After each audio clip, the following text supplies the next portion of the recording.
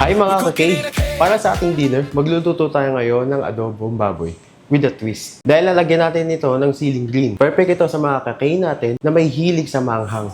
Tara, lutuin na natin gamit ang Fabriano gas range.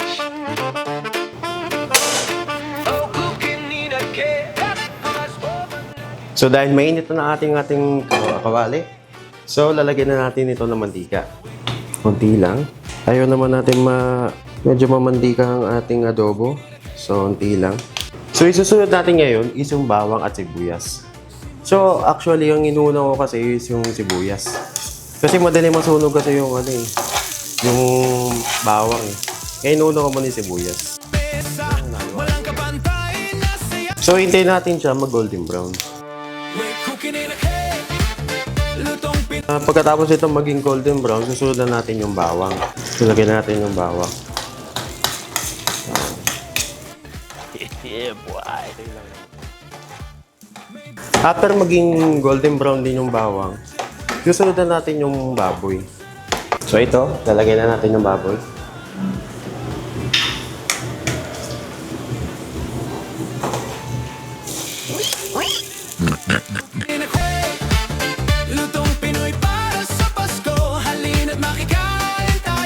So ibabad muna natin siya para masagap ng baboy yung aroma ng bawang at sibuyas. Then, sunod yan, lalagyan natin ng paminta. Para lalong mag-reach yung amoy. Tsaka ma-stir din ng baboy yung lasa ng bawang, sibuyas, tsaka yung paminta. So, ayan lang muna natin siya. Takpan muna natin siya. So, bubuksan na natin yung ating takip. So, nakikita nyo naman na medyo nag-ano na yung baboy natin. Firm na siya. So, lalagyan na natin siya ng tubig. So, papakuluan lang natin siya. So, katamtaman lang din ang nilagay kong tubig. Gusto ko kasing adobo yung medyo toyo. Ganun yung gusto kong adobo. Yan. So, papakuluan ulit natin siya. Mga siguro 15 to 45 minutes.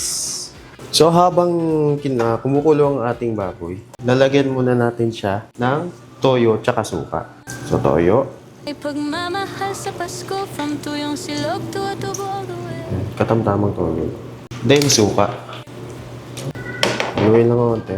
Kung gusto nyo, ilagay na rin natin yung pork cubes para ma-absorb ng baboy yung lasa ng pork cubes natin. Tsaka yung soy sauce, tsaka yung suka. So, lalagay na natin yung isang pork cubes.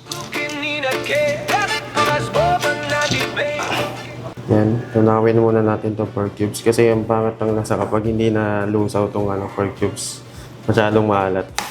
So, pag okay na, pakuluan ulit natin. Takpan ulit natin siya. At pakuluan natin siya mga about 15 minutes.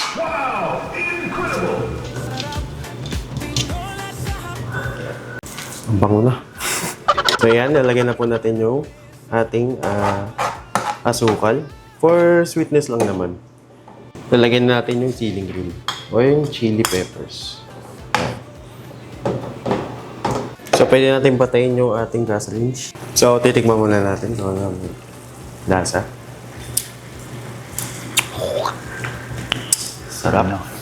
So, pwede natin patayin ang ating gas range. Fabriano gas range. At luto na ang ating adobo with chili peppers.